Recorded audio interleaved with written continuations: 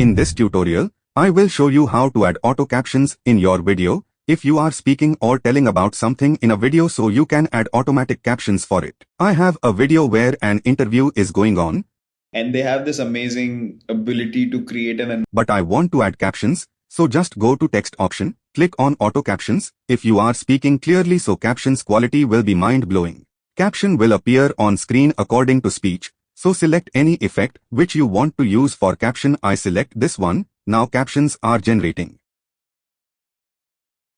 and they have this amazing ability to create an environment where you feel like I've got no chance here. You can also customize the captions font, style or animations. Just select your caption text and go to style, and here you can change everything as you like. And if captions have some mistakes, which happens sometimes, so you can correct the text by clicking on batch edit, and here you can correct every mistake. Now I will show you how you can style your captions, font, animation and size. So here is an example, watch it carefully.